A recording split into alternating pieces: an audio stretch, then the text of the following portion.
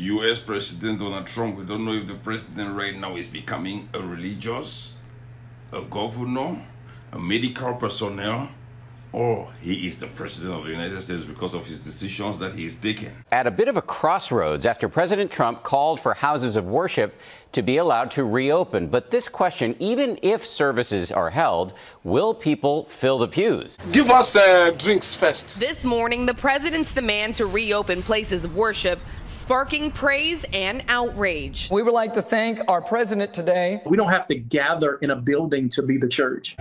Don't angry me. For the first time in weeks, Solid Rock Baptist Church in New Jersey will open its doors for Sunday service, defying state orders. We will do things safely, sanitized, and using social distancing. President Trump calling on governors to allow churches, synagogues, and mosques to hold in-person services this weekend. The governors need to do the right thing and allow these very important, essential places of faith to open right now. But what if they don't do it? If they don't do it, I will override the governors.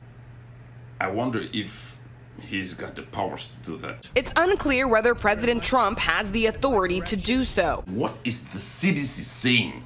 The CDC recently posted this graphic on Twitter, showing how 2 people with the virus infected at least 35 others at a church gathering in Arkansas back in March.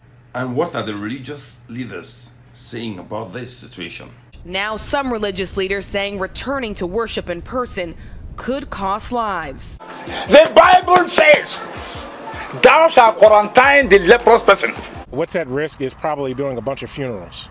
What's at risk is a bunch of folk winding up in the hospital. What's at risk are children losing parents and grandparents. And has the black community said anything about this? Because I know this is a target for the black community and also to the Africans. They want them to come together so that more people will die. So what are the black community saying about this? What are they thinking?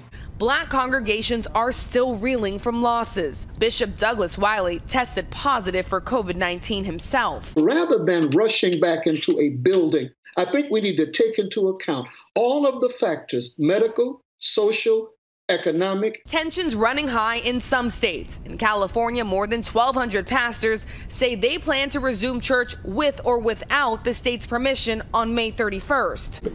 How can you say this? As you can see, our sanctuary is empty. This weekend, virtual services will continue to connect religious communities. Muslims are marking the end of Ramadan without coming together.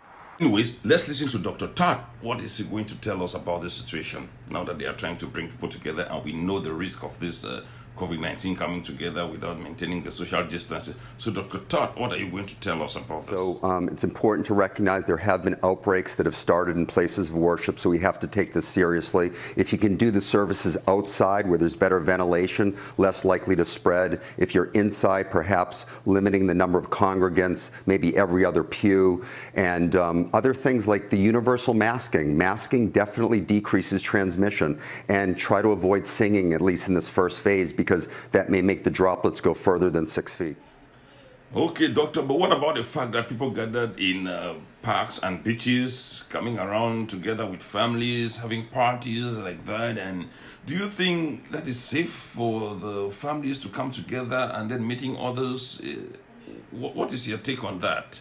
We've heard this term quarantining, T-E-A-M. So when you have the people in your bubble, you know, you can stay within 6 feet. But, you know, when you have other people gathering that aren't in your bubble, that's when you really want to make sure you have your mask, make sure that your seats are more than 6 feet away from other people, and good hand washing, obviously frequent sanitizing of the bathrooms, the shower pavilions, those are very important. But the same principles that have kept us safe inside, we're more likely to be even safer outside because the virus, with ultraviolet radiation and the humidity, less likely to spread.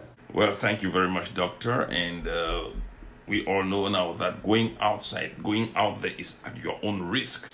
Like we are talking about the kind of people who don't want to listen. They will go and sit together, making themselves, putting themselves together, forming parties, and, you know, just take a look at this video. Why won't more people die in the United States of America and in many parts of the world? Because they don't listen.